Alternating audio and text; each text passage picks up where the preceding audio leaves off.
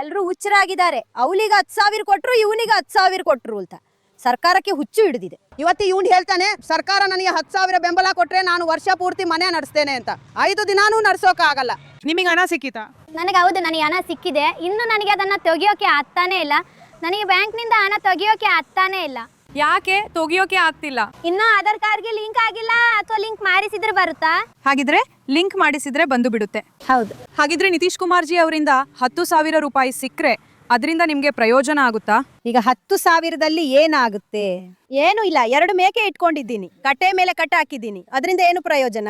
ಏನು? 10,000ದ ಬದಲು ಅವರು ಏನ್ ಮಾಡ್ಬೇಕು? ಅದಕ್ಕಿಂತ ಹೆಚ್ಚು ಕೊಡಬೇಕು. ಅವರು ಕೊಟ್ಟರೆ ತನ್ನಾನೇ ನಾವು ಏನಾದರೂ ಉಪಾಯ ಮಾಡೋದು, ಏನಾದರೂ ಶುರು ಮಾಡೋದು, ಅಂಗಡಿ ತೆರೆಯೋದು ಅಥವಾ ಬೇರೆ ಏನಾದರೂ ಮಾಡ್ಬೋದು. ಆದ ತಾನೇ ನಾವು ಮುಂದೆ ಬರೋದು, ಆದ ತಾನೇ ನಮಗೆ ಗೊತ್ತಾಗೋದು ಹೌದು ನಿತೀಶ್ ಕುಮಾರ್ ನಮ್ಮನ್ನು ಮುಂದೆ ತಂದಿದ್ದಾರೆ ಅಂತ. ಈಗ ನಾನು ಹೇಗೆ ಹೇಳಲಿ, ನಿತೀಶ್ ಕುಮಾರ್ 10,000 ಕೊಟ್ಟು ಸುಮ್ಮನೆ ಕೂತಿದ್ದಾರೆ ಅಂತ. 10,000ದಲ್ಲಿ ಹಸುಗಳನ್ನು ತಗೊಳ್ಳೋಕ್ಕೆ ಆಗಲಿಲ್ಲ. 2 ಮೇಕೆ ತಗೊಂಡೆ, ಅದರಲ್ಲಿ 1 ಮೇಕೆ ಸತ್ತೇ ಹೋಯಿತು. ಈಗ ನಮಗೆ ಭಯ ಶುರುವಾಗಿದೆ. ನಿತೀಶ್ ಕುಮಾರ್ ಜಿ ಈಗ ಬಡ್ಡಿ ಮೇಲೆ ಬಡ್ಡಿ ವಸೂಲಿ ಮಾಡೋಕ್ಕೆ ಶುರು ಮಾಡ್ತಾರೇನೋ ಅಂತ.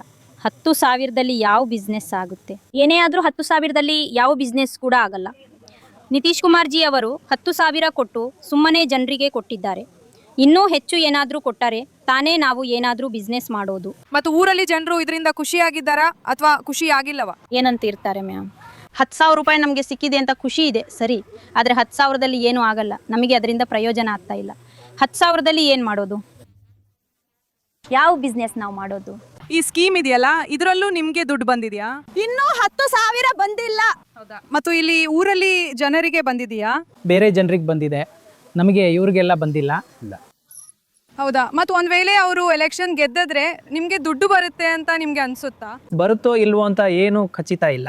ಮತ್ತು ನಿಮ್ಗೆ 10,000 ರೂಪಾಯಿ ಬಂತ? ನನಗೆ 10,000 ರೂಪಾಯಿ ಬಂದಿದೆ. ನೀವು ಇದರಿಂದ ಏನ್ ಮಾಡ್ತೀರಾ? ನಾನು ಮೊಟ್ಟೆ ಚೌಮೀನ್ ಅಂಗಡಿ ತೆರೆದಿದ್ದೀನಿ, ಅದೇ ಅಂತ ಹೇಳ್ಬೋದು, ತೆರೆದಿದ್ದೀನಿ. ನಿಮಗೆ 10,000ದಿಂದ ಲಾಭ ಇದೆಯೇ? ಹೌದು, 10,000ದಿಂದ ನಮಗೆ ಲಾಭ ಇದೆ. ಸರಿ, ಮತ್ತು ಯಾರಿಗೆ ಇದು ಬಂದಿಲ್ವೋ ಅವ್ರ ಬಗ್ಗೆ ನಿಮ್ಮ ಅಭಿಪ್ರಾಯವೇನು?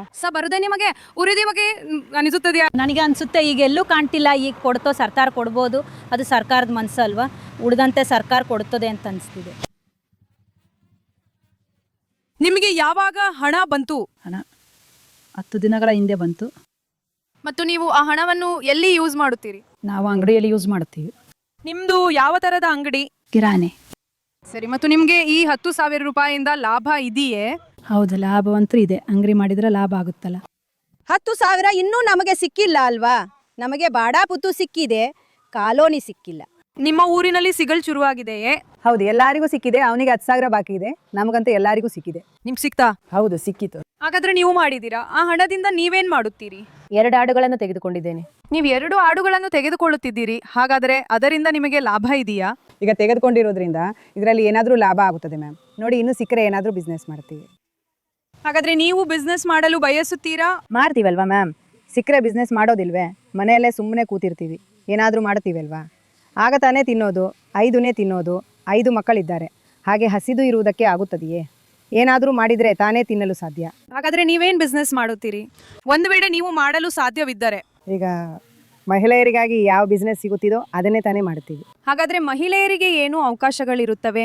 ಅವರಿಗೆ ಮಾಡಲು ಏನು ಅವಕಾಶ ಸಿಗುತ್ತದೆ? ಒಂದು ಏನಾದರೂ ಸಿಕ್ಕರೆ ಮೊಟ್ಟೆ ಚೌಮೀನ್ ಮಾಡ್ತೀವಿ, ತರಕಾರಿ ಮಾಡ್ತೀವಿ, ತಿಪಾರಿ ಮತ್ತು ಬೇರೆ ಏನನ್ನಾದರೂ ಮಹಿಳೆಯರು ಮಾಡ್ತಾರೆ. 10,000 ಒಂದು ಕಟ್ಟಿನಲ್ಲಿ ಇರ್ತವೆ, ಹೌದಾ? ಮುಂದೆ ಸಾಗಲು ಬಡವರಿಗಾಗಿ ಸರ್ಕಾರ ಏನಾದರೂ ಮಾಡಿದರೆ ನಾವು ಕೂಡ ಸರ್ಕಾರಕ್ಕಾಗಿ ಸಿದ್ಧರಿದ್ದೇವೆ. ಚುನಾವಣೆಯ ಸಮಯ, ಅದಕ್ಕೆ ಪ್ರತಿ ಮಹಿಳೆಗೆ 10,000 ರೂಪಾಯಿ ಕೊಡ್ತಾರೆ. ಕೆಲವರಿಗೆ ಬಂತು, ಕೆಲವರಿಗೆ ಬರಲಿಲ್ಲ. ಅದರಿಂದ ಏನಾದರೂ ಪ್ರಯೋಜನವಿದೆಯೇ? ಇಂದು ಮಹಿಳೆಯರಿಗೆ 10,000 ಹಾಕಿದರೆ ಸರಿ, 10,000 ಎಷ್ಟು ದಿನಗಳಿಗೆ ಆಗುತ್ತದೆ? ಒಬ್ಬ ವ್ಯಕ್ತಿ ಮೇಕೆ ಕೊಳ್ಳಲು ಹೋದರೆ 5,000 ಒಂದಕ್ಕೆ ಹೋಗುತ್ತದೆ. ಆಗ ಹಾಲು 10 ದಿನ ಬರುತ್ತದೆ. ನಾವು ಅದನ್ನೇ ಹೇಳುತ್ತಿದ್ದೇವೆ. ನಮ್ಮ ಮಾತಿನ ಅರ್ಥವೇನೆಂದರೆ, ಸರ್ಕಾರವು ಪ್ರತಿ ಮನೆಯಲ್ಲೂ ಓದಿದವರಿದ್ದಾರೆ ಎಂಬುದನ್ನು ಖಚಿತಪಡಿಸಿಕೊಳ್ಳಬೇಕು. ಈ ಗ್ರಾಮದ ಭವಿಷ್ಯವನ್ನು ಮುಂದೆ ಕೊಂಡೊಯ್ಯಿರಿ.